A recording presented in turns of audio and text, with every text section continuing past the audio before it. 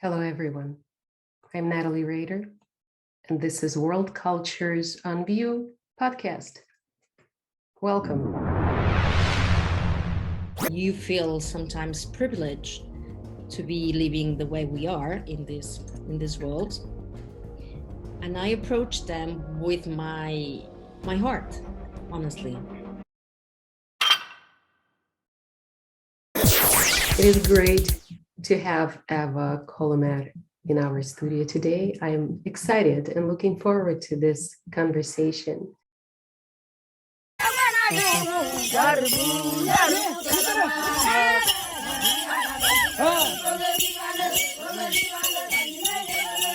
Traveler and travel guide based in Spain.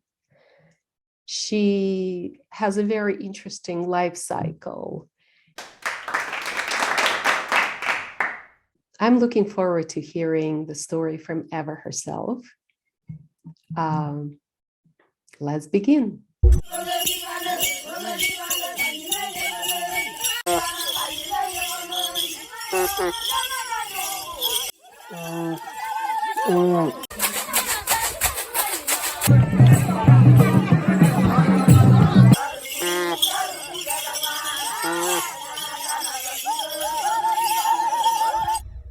Hello, Eva. Hello. It's great to have you here in the studio, World Cultures on View podcast. Thank you. I've been watching, I've been following your activities, your Instagram feed for a long time. And fascinating. I think what struck me really first following your account was your work ethics. I remember that aside from photography, because that's something given, right? You go on Instagram, you expect to see photos or videos, right? It's a visual platform. But at the same time, I always read behind the photographs and behind the captions. I watch the activity and I read how people communicate, how people respond, and the text, obviously captions are very important. And I remember from the very beginning, I was very fascinated by your consistency, by how serious you approach your business. You're always responding to messages right away. Your captions are on the shorter side, but they're straight to the point, and it's always very defined. Okay. And that would really attracted me first. But then, of course, I watched your progress of your account, and I saw truly documentary, raw style that you photograph. And that captivated me even more because it's a difference. One thing, of course, you can go and photograph post portraits, right? Just for the pure beauty sake. But the real life isn't that. And World Cultures on View has always been about real life. I always say to the followers, if you come here just for pretty pictures, it's not the right platform.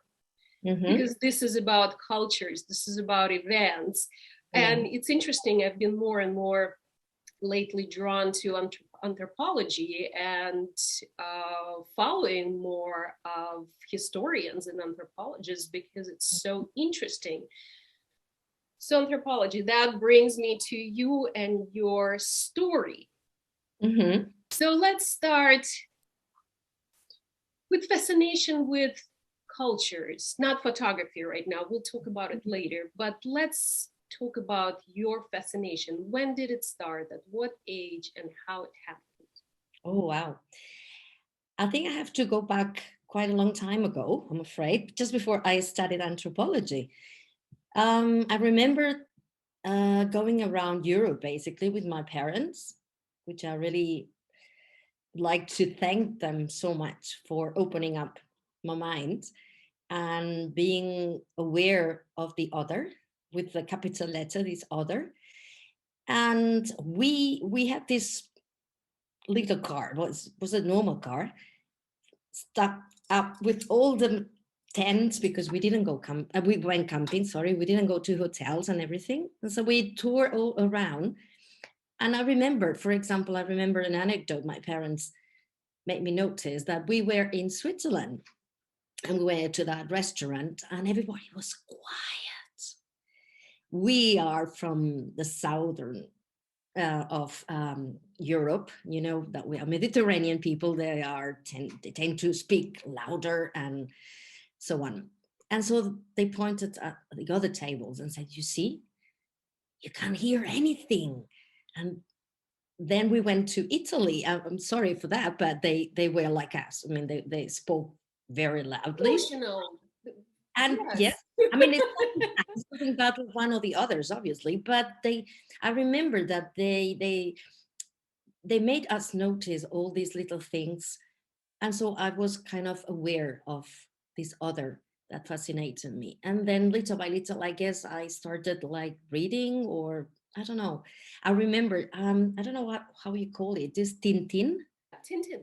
Tintin. Okay, Tintin so comics. I Yes, was I very right. was fascinated by the comics, and funny enough, they are very well portrayed, apart from the stories, apart from the comic itself. But that this is, I would say, the early memories I have from traveling from home. Right. And then I started anthropology.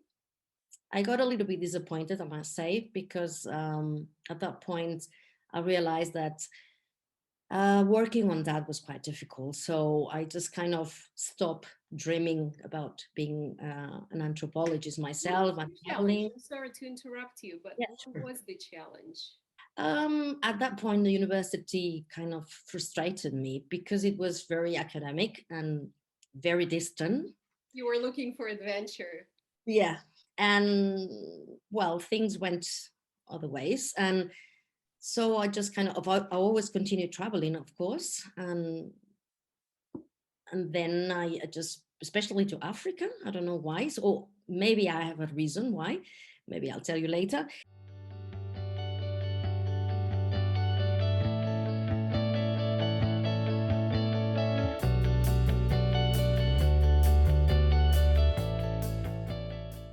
And yeah, and started traveling and traveling and even more. And every summer I needed to go somewhere. I couldn't stay at home, and I just need to see the world. You only live once, so I just didn't want to miss anything. And so that's why probably I started traveling, and brought me here. Everything. That's it, I guess. Is All that? right. Um, of course, I can understand and I can totally relate to it. It's not for everybody, you know. There are a lot of people who actually don't like to travel. They find it Yeah. challenging in a way and uncomfortable. But Mm. there are adventurous souls, and um, craving to adventure, to explore, to learn, to discover Yeah. is tremendous. And the more you do it, it becomes like a drug. You can't live without it, right? It's like That's you true. need more of it and more of it and more of Yes, it, and you just that's can't get enough. yeah, Um, so true. it is kind of funny. I remember that somebody used to always say to me every time I would come back from my travels, which would be like an incredible experience. I would come home and I Hmm. would dive down, have like a post-travel Yeah. depression Yeah. experience. But you know, people would be like, why you sad? You should be really happy. You just went on this incredible adventure. And I couldn't explain that I just don't want to be just back home base. I just want to continue. So yes, it's an Mm. ongoing. Yeah. Um, It's like it's you, the passion for learning, I guess, more than adventure. In my case, is the passion for learning and meeting other people, so the real people in the places. It's more not like the adventure that we might think are like going to crazy places and doing funny stuff to be posted later on in Instagram. So this is not my idea of traveling. So if I think traveling for me is just going somewhere totally different from my place. So I don't like, for example, I don't like traveling to Europe anymore because it's too similar. So It's very funny. I'm from Ukraine and Eastern Europe, right? So when I immigrated to the US, I traveled a lot. I mean, not well, sometimes mhm. nonstop. Europe was the only place I never wanted to go back to. It's like, I know it. Why would I go? There's nothing new, right? Of course, you went once to different countries, you explored, boom, done. There is a similarity. It's such a Mm, compact continent. mm. Um, you mentioned the word learning. Mhm. That brings me to your career as a teacher. Oh yeah. Hi, everyone. This is what Eva does. She's a teacher, I am. aside from the travel guide. And what do you like to teach? I teach English, I must say. So I'm a bit concerned about that because I still make mistakes. Obviously, it's not my native language, it's not my mother tongue. So, but I do work as a teacher, and I'm so happy inside the class with my kids, and I love it very much. But there was a point in my life that I said, "Is that the only thing I can do?" And I started just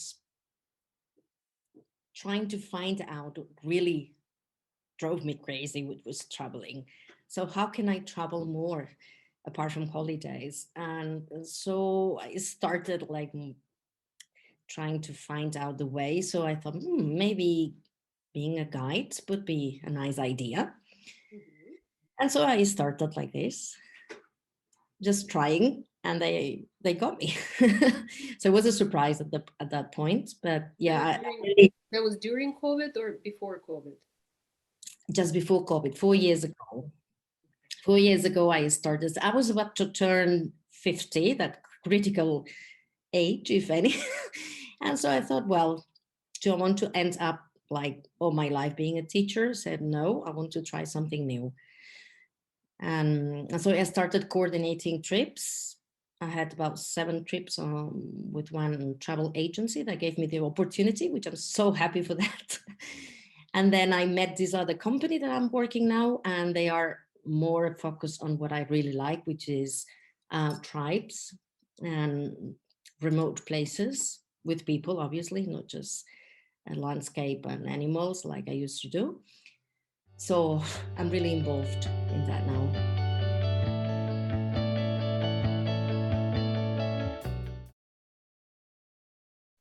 Yeah, I'm so happy. Happy is the key word. Yeah. Happiness is what truly matters. No Mm-hmm. matter what you do, you must be happy. It Yeah. must bring you joy. Otherwise, it defeats the entire purpose of your living. Yeah. Um, and truly believing who you are and being who you are and following your dreams, right? Yeah. That's it. So, um, you mentioned to me once that Kenya was your first trip. Mm-hmm. Kenya was actually my first trip with this other agency that I'm working with now. It was actually the first trip was 1 year ago in March last year, and I went as a second on board. I mean, second like assistant, and I said, "Wow, I think I can do that." And so they trusted me, and so they gave me the opportunity to coordinate one of these first trip that was last July, and then I did another one this last January, and I'm going back in July again, hopefully. So Okay. I'm so happy. I'm so excited because once you go 2 3 times to the same place, you start really to get to know people, real people, not just the tribe or whatever.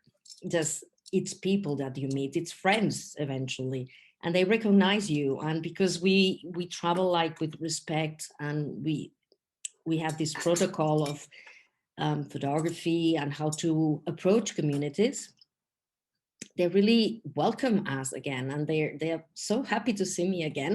And I'm proud of that because it's something that you have to build. It's not that you just go there and start taking pictures and disappear.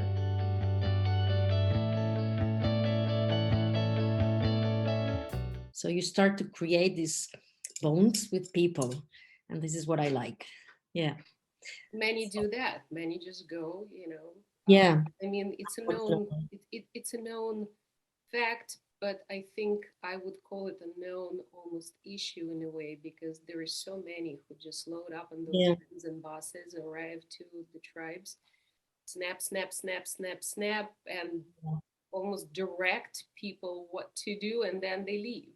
Mm, And then posting photos on different social media, sharing photos, knowing nothing about people in the culture. So I mm, agree with you 100% that going multiple times, you don't only get to know their names and recognize their faces, but you, just from my personal experience, like I have a country, I go to Morocco back, you know, all the time. It's like a home away from home. And at first, you just get this tourist yeah. overall idea, shiny, sparkly. But the more you go back to certain places, you get to pick up on nuances of culture.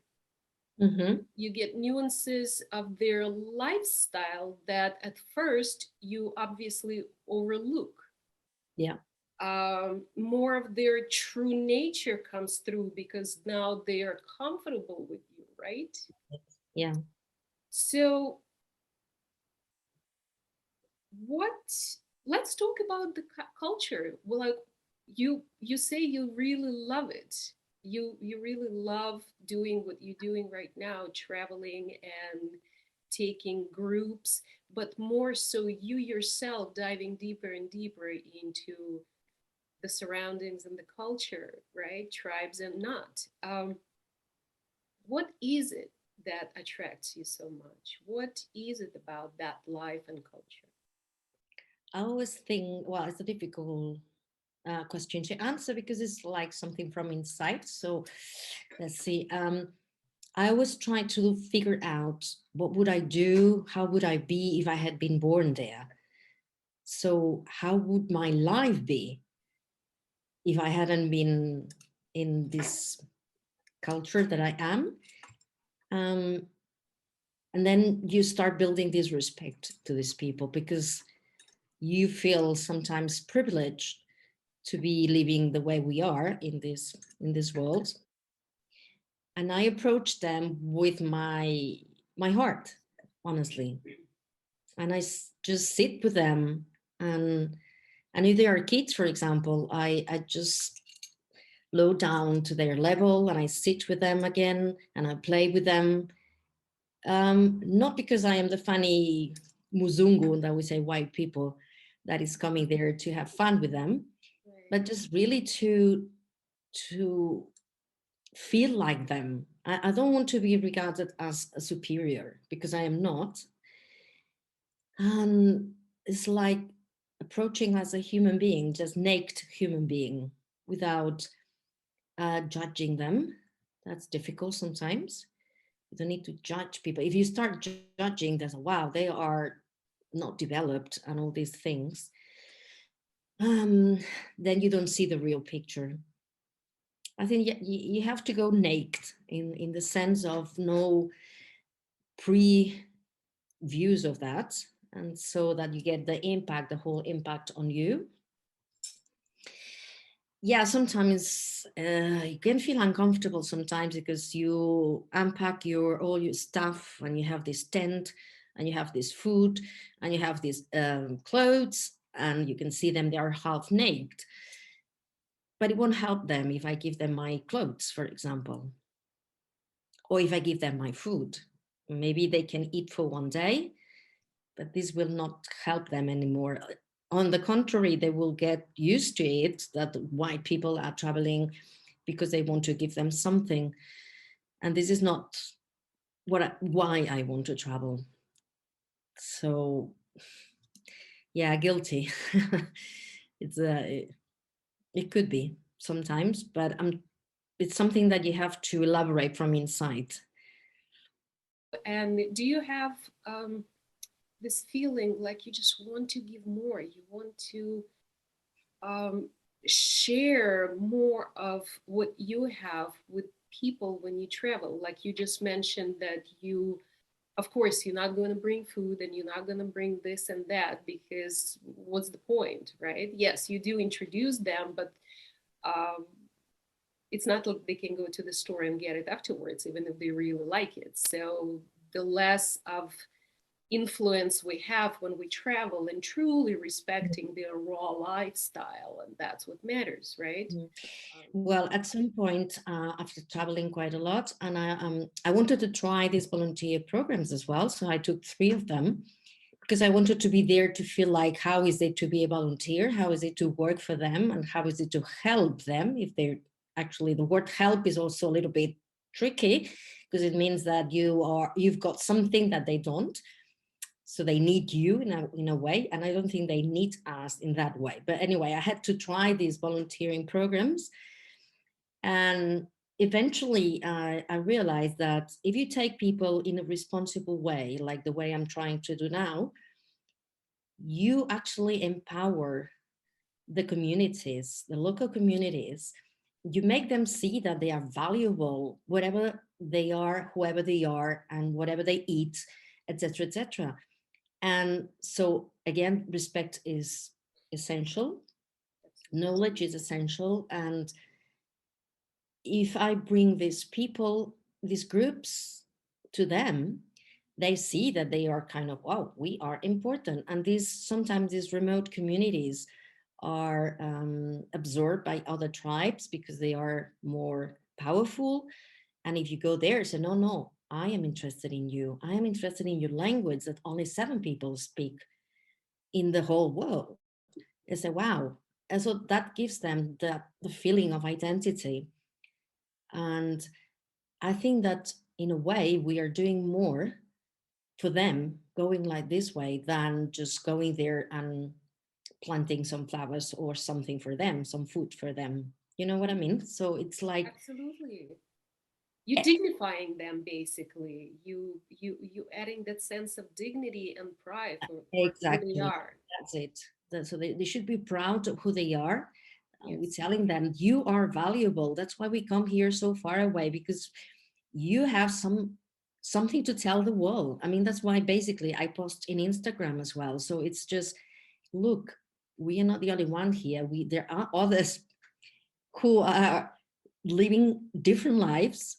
And it's like, yeah, in a way, it's like teaching other people, like teaching like this, to open up a little bit more, like this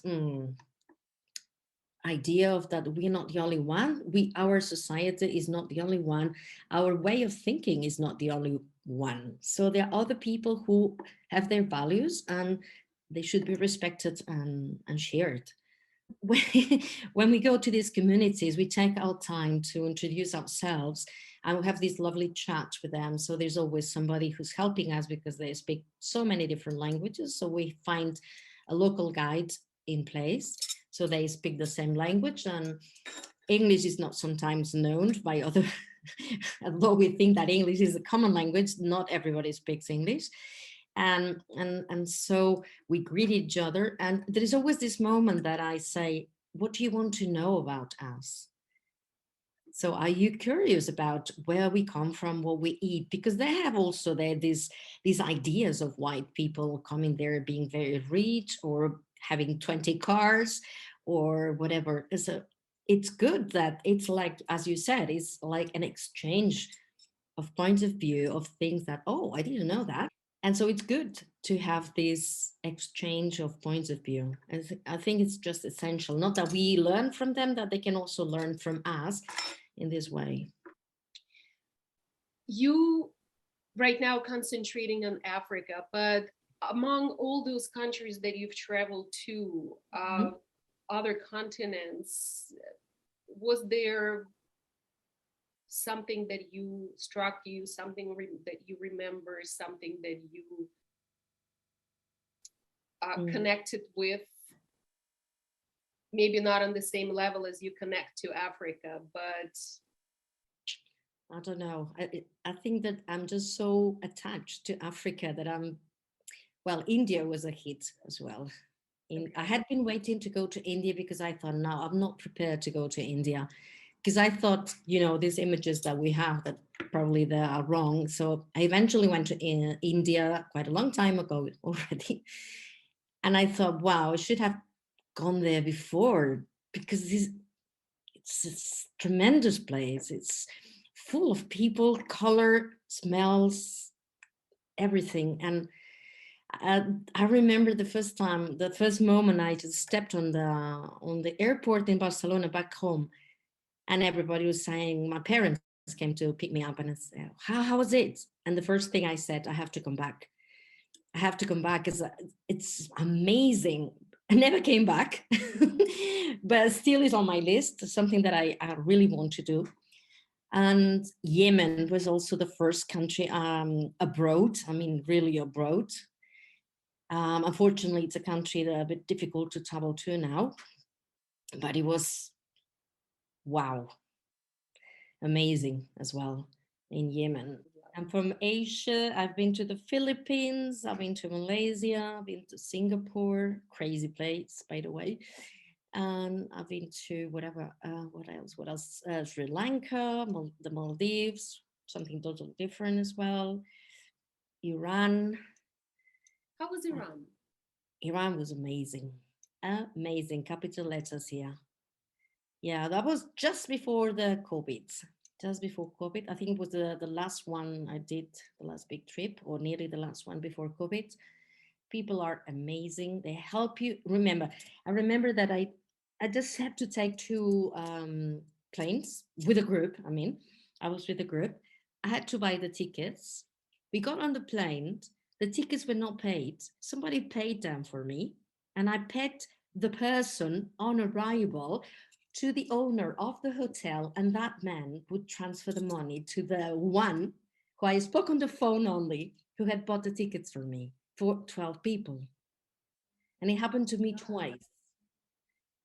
So yeah, where would you find that somebody you don't know, you talk on the phone, you order the tickets, he buys the tickets, and you don't pay?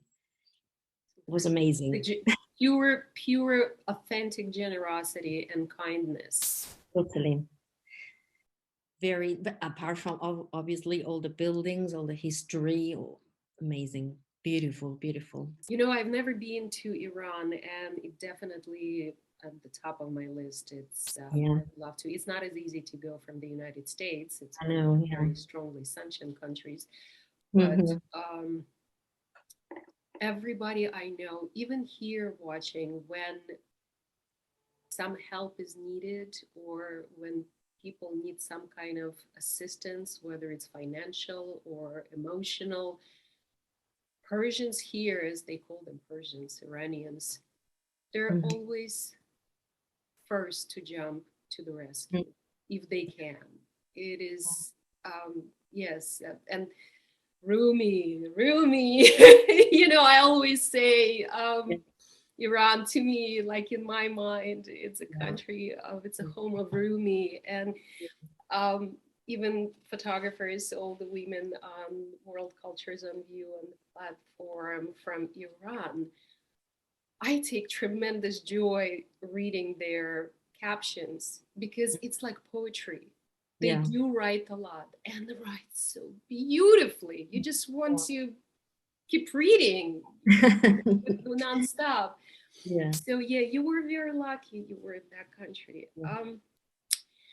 Let's let's let's talk about. I like the name Last Places. So Hmm. please say a little bit more about what is Last Places, how it came to be, and why Last Places, why the name. Okay. Well, this is a travel agency. It's based in near Barcelona, where I live. I don't live in Barcelona myself, but in the area. And well, we I've been with them just for, I would say, just from the beginning of COVID, actually, so 2 years. And it's a team made up with anthropologists, historians, um, and some other photographers. So it's a team that we want to explore, we want to go to these last places, in this, what is driving us is the passion for learning, the passion for knowledge, that we want to know all these cultures, empower them, that's as I said before, but in a responsible way. And I guess the word last places is because, yeah, yes, we're going to these remote areas, out of the beaten track, I would say, and try to meet these communities. And unfortunately, some of them are just very little because they've been abandoning for globalization, abandoning their own traditional lives. So we go there just to empower them in a way. So to make them, like we said before, proud of their cultures. And so we have this, the countries we visit are, well, it could be Pakistan, it could be Bangladesh, Kenya, of course, South Sudan, and Sudan as well. And we got to Congos, the two Congos, etc. So they are, obviously they are on the map, so everybody knows them, but not many people like to travel there. So they say, wow, aren't you afraid of that? So afraid of what? People? No, I'm not afraid. and and truly just, what makes us, probably different is like this approach, this, passion for learning from them. So we need time for that. So we camp with them. So we take our tents and we spend a couple of days, 3 days, or one day, depending on the area, and we camp with them. So we have the opportunity to really sit with them and talk to them and see the daily routines from the morning to the evening. We share some food sometimes, and well, you get to know them a little bit better. So we don't like to just stop the car, take pictures and disappear, as I said before. Yeah, because if it were for me, I would stay maybe longer, but You have you think itinerary. you've got clients to satisfy in a way, so maybe they feel uncomfortable because sometimes there are no showers, the toilet is in the bush. You Right. can, you can take people about 2 days with that rhythm, but the third day they start feeling a little bit uncomfortable, so you have to balance that. So you go camping for 2 days, and then you have to go somewhere that they can have a shower. Like sometimes you go to the missions because there's no other place to go, so there's only a shower and a toilet, but this is, wow, when we see that, it's like, wow. Like luxury Fun here. to watch and try once, but not for 3, 4 days, right? Yeah, yeah. So Yeah, I yeah, understand. but it's good to balance that because, you sometimes you get overwhelmed with all the impact that you need kind of break to digest everything you see. So from time to time it's good to have one of these days as more like transit day that we call it, or like a break, so people can sit, the group can sit, I can talk to them, they can ask questions in a more relaxed way, and I try to write some kind of brochures, like leaflets for them so they can read, or I've got some information in my iPad so they can read it from that, or we exchange opinions. And it's good because then you can see that people are really interested. It's not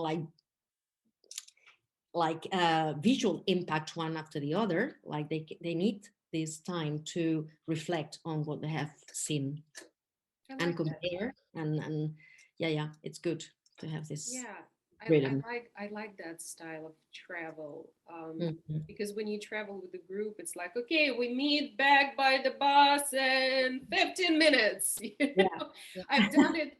I actually never done it. I've never traveled with groups. I've been a solo traveler my whole life. But when I few times I would go to a very populated touristy places, to certain landmarks, and I just hear those buses, their parking yeah, lot is filled with them, and yeah. that's what I hear. Okay, people, we meet. And I'm like, Hmm. just give them some time. But apart from the timing restrictions on that system, it's like I go with them. So I don't say, okay, in 5 minutes or in 10 minutes, you come back. No, because I go with them. I am one more visitor as well, in a way. I need to get involved because otherwise it's just like, mm, What's the point, right? theme park. Right. You're just like a babysitter basically, and you're Yeah, not, it's right? I just want to be there because they might ask questions. Why are you doing this? And why are they wearing that? And they need to be accompanied by either by me, obviously I always go, or by the guide that I've got. And we try to make them understand what they are seeing. If they go by themselves and they have to come back in 50 minutes, then they won't see anything. Yeah. Eva, what commonality of qualities of lifestyle and personalities you can point out that you have noticed and truly attract you? Because okay, the lifestyle attracts you, then maybe the climate attracts you in Africa, but there is certain qualities of living style, right? And something about people that attract you. That's why you keep going back, and that's why you love it there so much. What is it? I've been trying to analyze that because every time I travel and I say, yes, I'm going back to Africa, and people say, again? So you haven't seen everything yet? I said, no, no. Africa is a huge continent to start with. Each country is totally different from one another. Of course, there is a common root, I would say. But I think that's what attracts me. It's the way they are attached to the earth, to the land, the values they have in the communities, that we have lost all this. We are very individualistic in our society. We have doors and houses and they are all locked. And these are the majority of communities, they rely on the community, and they have these sometimes strange rules of marrying or relating to one another, or the hierarchy, hierarchy, you call it. And you think, wow, the women are like, they have no power and blah, blah, blah. But there is a way. There is a way to do the things. There is a reason why they do that. You might like it or not. You might think is not correct, whatever correct is. But these values of like being down on earth, you call it, you say that, Humbling. yeah, they are rooted to their land, to their traditions, and we are losing them in the name of globalization or development or progress, whatever. But these people are like rooted to their traditions, and this is what probably attracts me, that you can still get impressed by, wow, they live like this. And this is probably what, apart from the feeling that I feel free when I travel, I feel free. And this sounds a little bit selfish maybe, but I feel free because I am not a mom, I am not the teacher, I am not the friend of anybody in a sense that I can be myself. In our society, we tend to act in a certain way. What is expected from us is something very specific, but when I travel, I can redesign, reinvent myself every time. Or maybe it's not reinvent, it's like finding myself, the true me, probably. And probably in Africa, I find it more uh, to experience, I would say, situations that are different from us. That's why I like to go to places that are different from my culture, because I want to feel from inside. I want to feel something inside, something that is really moving inside. Because I say that if you come back and you are the same, there is no need to go that far away. If you have to go upside down when you travel, you have to re. It's not like reinvent you, but if it doesn't shake you, what you experience, if it doesn't like move you from inside, then don't go. Why do you want to go to a place where you have the same comfort, the same bathroom, the same language, the same everything? These are Comfort vacations. zone. We love our comfort zone. I mean, not So us, not you and I. We obviously like to get out of the comfort zone. But the yeah, majority of people, they love the comfort zone. I think it's a certain degree of fear that does yeah, not allow people to get out of their comfort zone, because what if I'm going to be uncomfortable? What if there is going to be a challenge? How will I deal with it? So um, it's certainly a choice and the preference. Mm-hmm. Um, I, it's interesting you said that. So I have a travel um, operating company in Morocco, right? Mm-hmm. And when I was very active with the company on my end, still now I kind of just give it to my guys in Morocco. But when I was working on my end, I Mm-hmm. remember I used to speak to people in certain areas here in the United States about tours, and they first thing they would like, let's say we're talking about people who live in the mountains and they do a lot of mountain biking or fishing, right? The first thing they would say, is there mountain biking in Morocco? Is there fishing? Mm-hmm.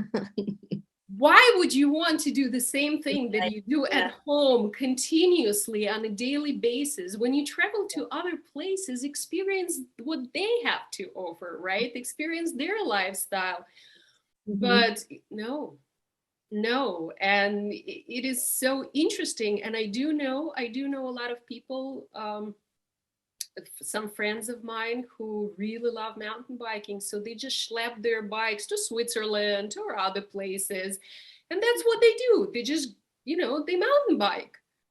Yeah. Slightly different terrain, landscape, and it's already satisfying enough, and that's all right. But I'm just like you, where I feel I grow, I get bigger as a human being, as a Mm-hmm. persona, right? Every time I travel, and I come back feeling so much richer, Yes. expanding. Mm-hmm. And the more you travel, the more you learn to very different regions, you pick up so much and you just become full. You just feel Yeah. fuller. And it's an amazing, amazing feeling because um, just brushing back through the memories of what you experienced and what you've gone through and what you've seen, it's like, wow, really? I witnessed that. I was there. It's so cool. Yeah.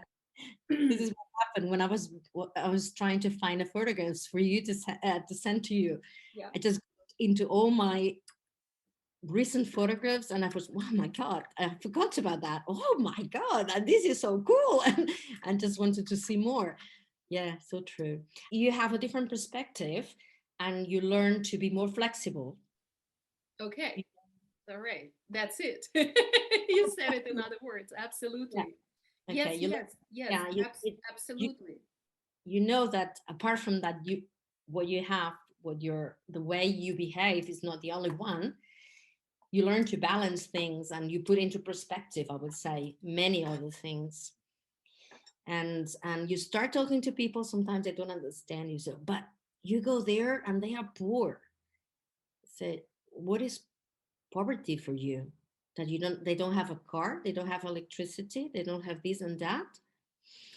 But this is something that we have created. Of course, they don't have electricity, and for us, it would be terrible. But they have lived like this for many years. They have other things, and maybe it's nothing to do with having, after all, just being.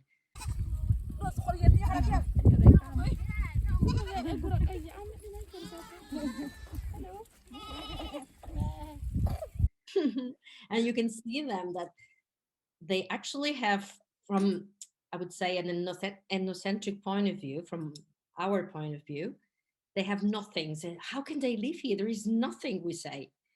I can find myself saying this as well. How can they live here in the middle of the desert? There's only sand and it's so hot that there's no water. How can they live here? They do. I mean, they live there. This is what they have. They have been trained for that. They have lived there all their lives, and it's their land, and they respect that, and they have managed to live their own way. And this is just dignity for me. It's just wow.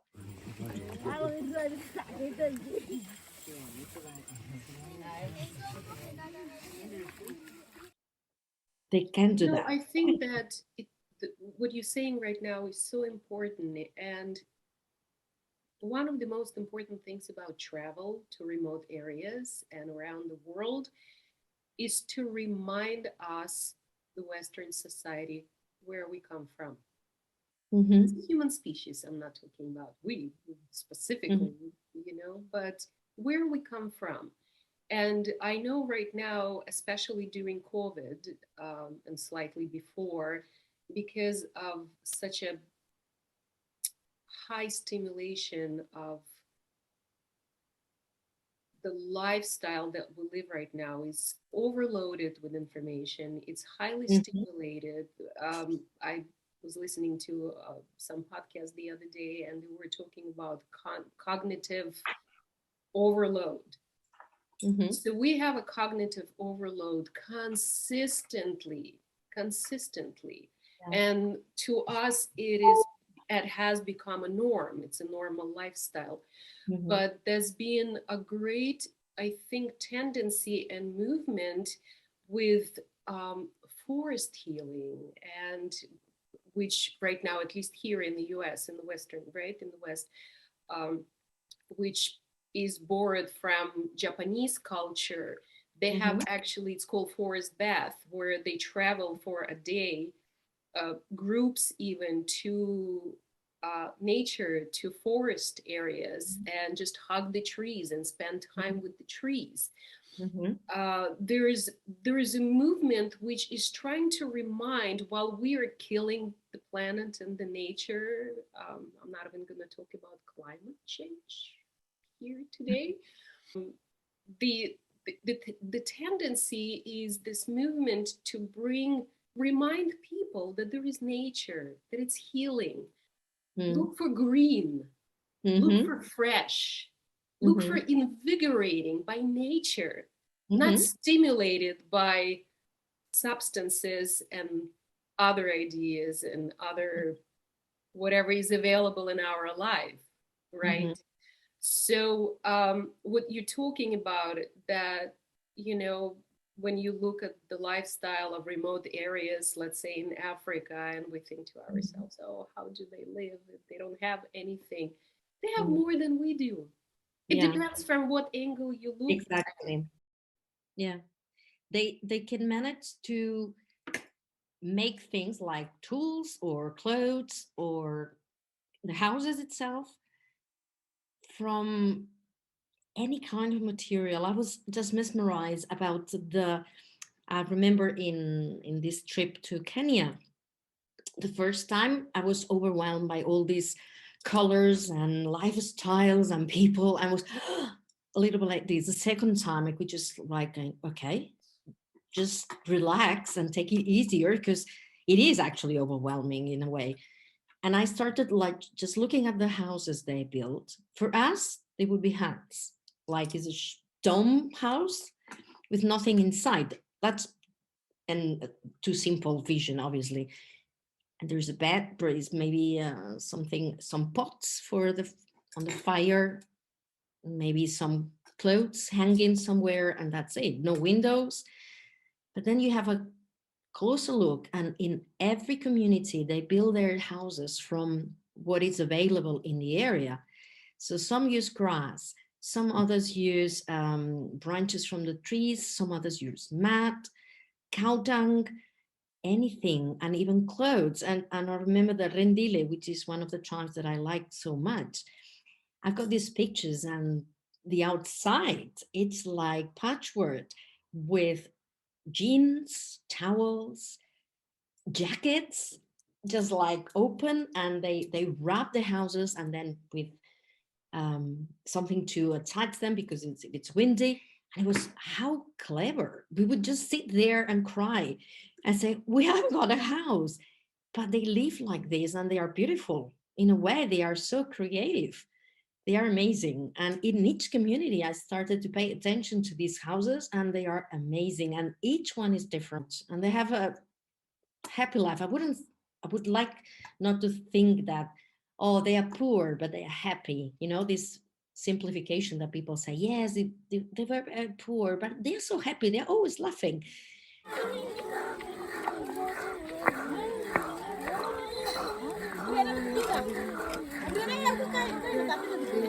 No, it's not like this. Obviously, they are people and they have their problems too.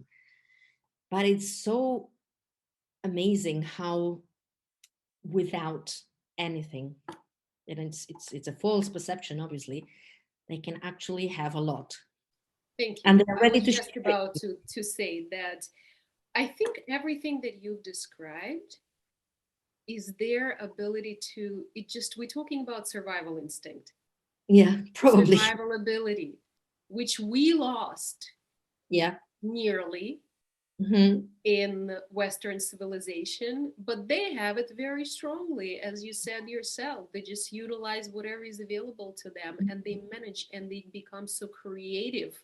Hmm. People become so creative to uh, provide for themselves everything that's needed on a basic level. Hmm. We forget how to do that because everything is done for us by the machines, by We go shopping and we have everything. correct. Yes, yes. It's Mhm. completely different life, completely different lifestyle. I wouldn't say it's good or bad, Mhm. but if a disaster happened today, global disaster, Mhm. those people would be so much more equipped to Probably. survive and adapt. Yeah, We would suffer, we would struggle, we would be lost. probably. Right? And of course, somewhere deep in genetically, we all have survival instinct implanted in us, some more, some less. But it's about skill, it's about what you know, and it is about what you have in your hands at the moment. Like, do you know how to make a rope? Do you know how to start a fire without matches or, No. and you know, it's interesting that here in the West we have TV shows dedicated specifically to well, Survivor or something like that, right? Or the magazines, hunting magazines or whatever other outdoor magazines, write these huge articles about how to survive, how to do when you camp, per Yeah, se, yeah. right? I wouldn't have thought about that. And so, yes, they do recycle. Of course, they do amazing things. Nothing goes Yeah, to waste, right? In yeah, that of course. society, And nothing now we goes to think waste. that we have just discovered something with recycle. Of course, we have to recycle, but not the way they do. We do it differently. We just put it in a container and think that somebody else will do something with it. They have the same thing, and they change somehow how to use it, and it still works. You know, it's interesting that you mentioned that because being an artist, uh, I often watch artists who work in a three-dimensional mediums, sculpture and Mhm. so on, and they create installations by using recycled materials and they turn them into something else, into pieces of art. Mhm. The people, the way you're describing, they do it all the time. It's just for them, it's a natural way to be. It's not something you put in a museum and go look at. Yeah, they use it. They use it. It's a usable art. Yes. Usable art. Oh, I love that. Yeah. It should be another exhibition. Just bring items from Africa and create an exhibit. Maybe. Usable art. Yeah. Fantastic. Um, when you were kind of filling me in about a little bit about yourself, uh, Mhm. you mentioned you are writing a book. Well, yeah, that's a long project. I don't know how to put it into a book. Actually, it was it was my actually my travel diaries and many different trips put together, and from time to time some reflections. But it's there. I mean, I've got about now 500 pages. You know, it's interesting, especially right now, just coming out of COVID, right? And the entire world, even the Instagram engagement dropped tremendously. People are so hungry to Mhm. live the lives and travel again. And it's interesting that a good number of the followers of my platform, Women Share Cultures, actually, that's when they dove into some kind of new adventure, something new, and reset their lives in a different direction during the COVID time. And it seems Yeah. like that was the time for you as well. So, on one hand, you were impacted, but on the other hand, it brought something very fresh and new. And as you mentioned, you only opened the Instagram account during the COVID, right? Yeah, that's what I did. Yeah, 2 years ago, actually, without any specific purpose. I was bored.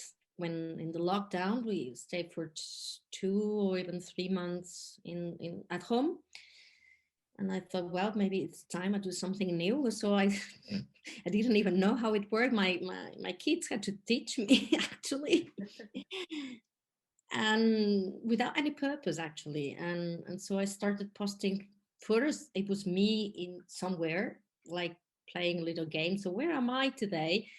But then I thought, well, I don't have so many photos of me in places because I have photos of other people. So this will run out quickly.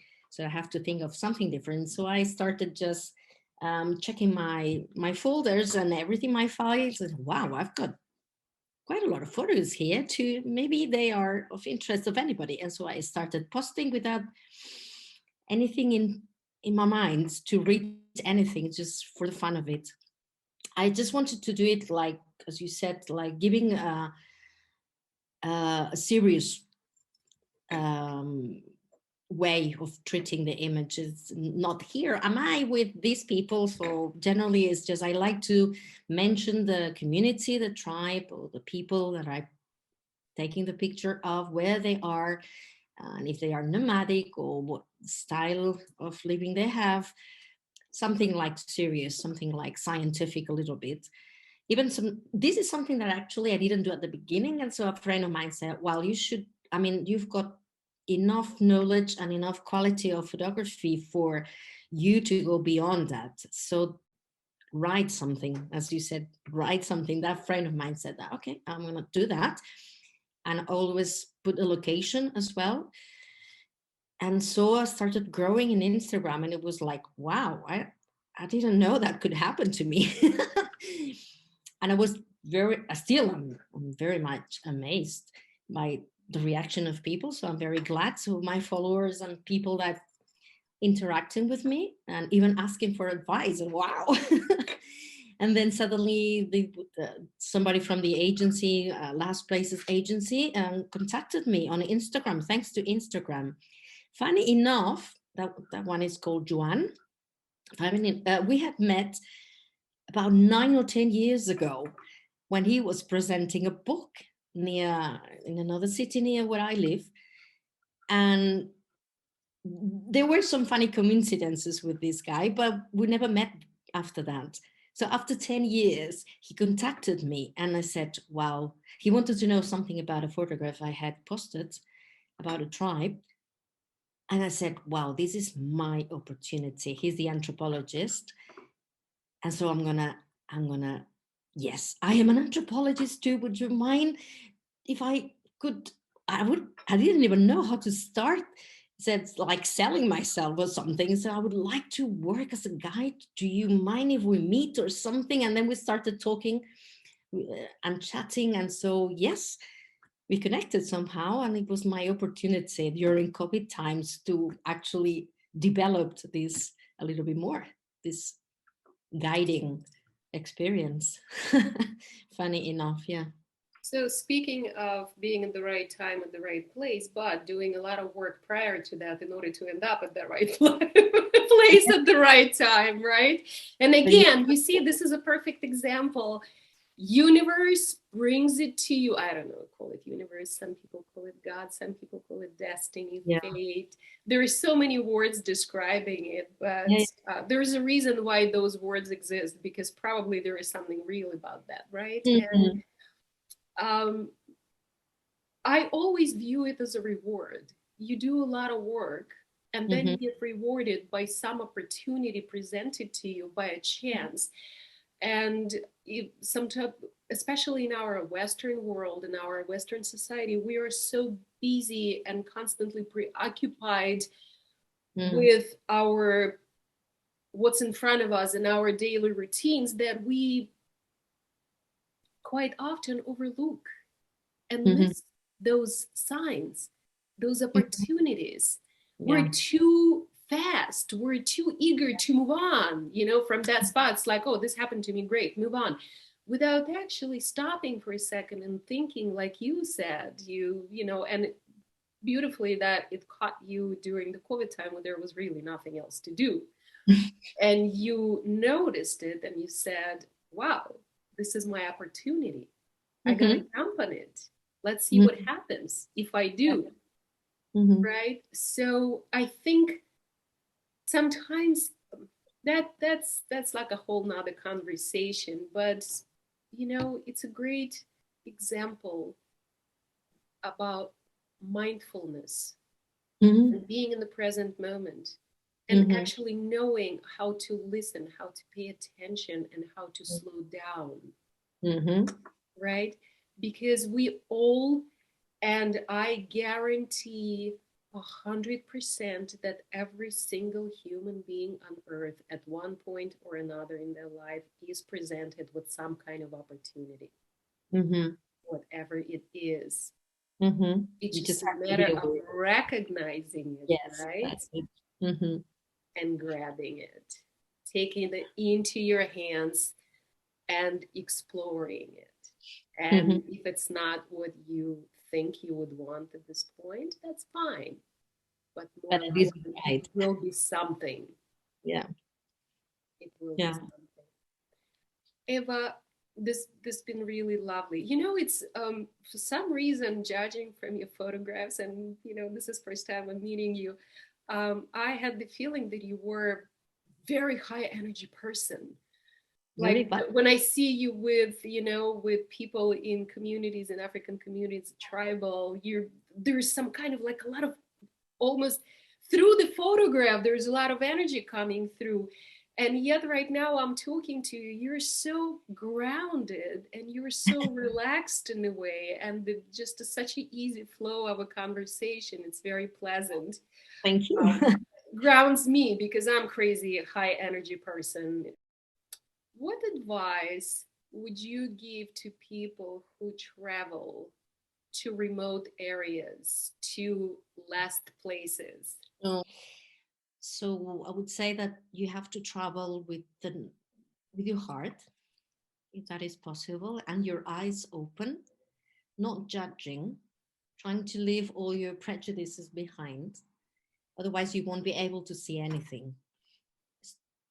Like, stop comparing all the time with me and them, me and them. It's us, it's everybody.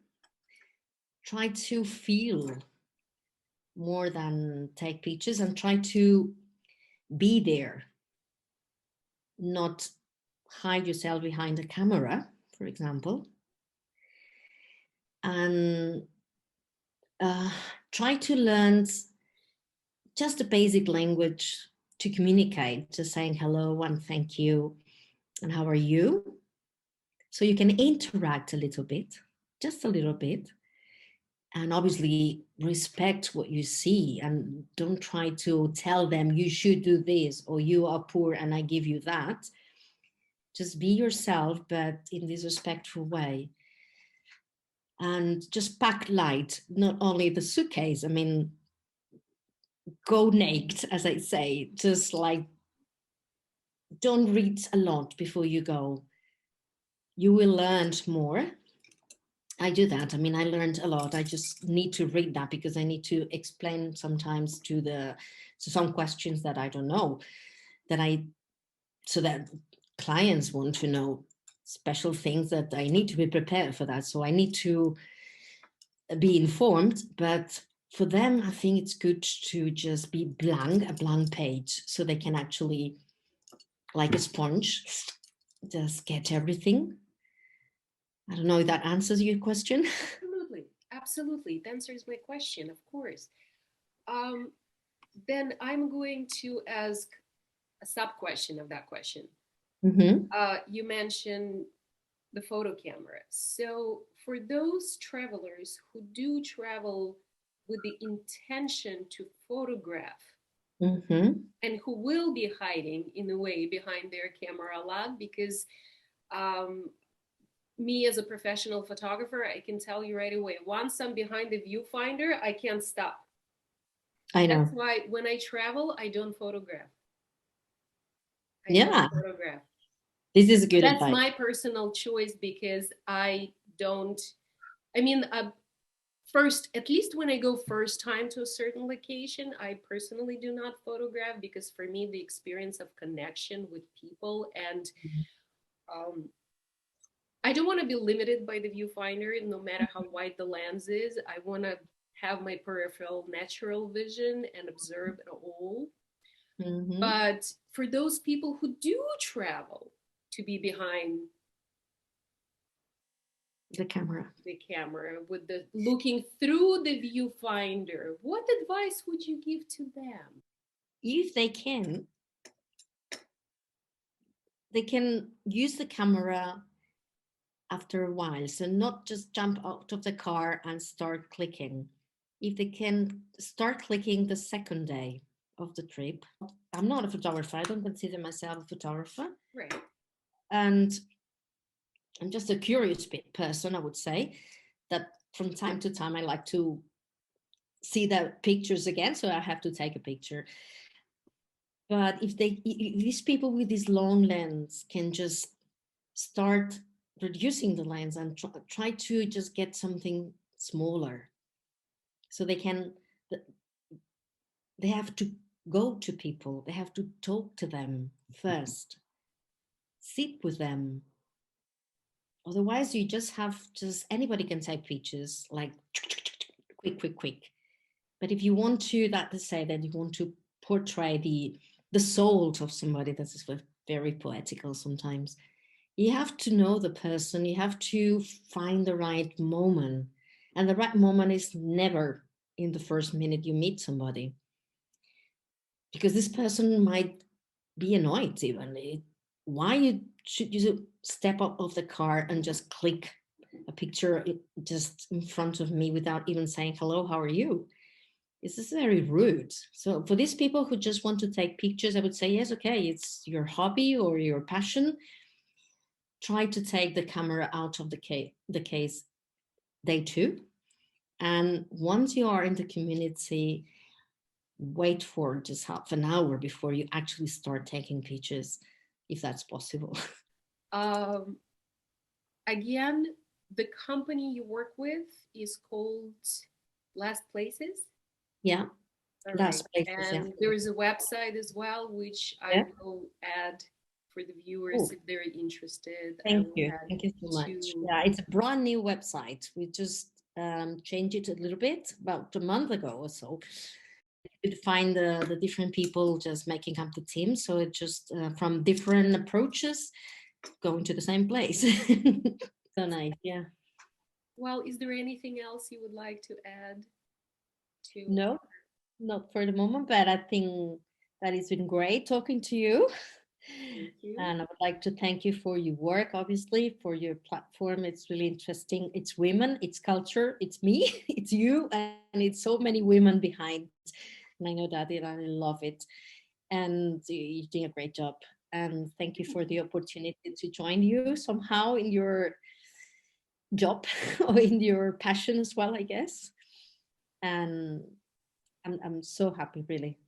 I was a little bit nervous at the beginning, so being on television, that I say, but no, it's true, and it's been great talking to you. Very simple, very easy, Thank you. and Thank thank you. you so much. Likewise.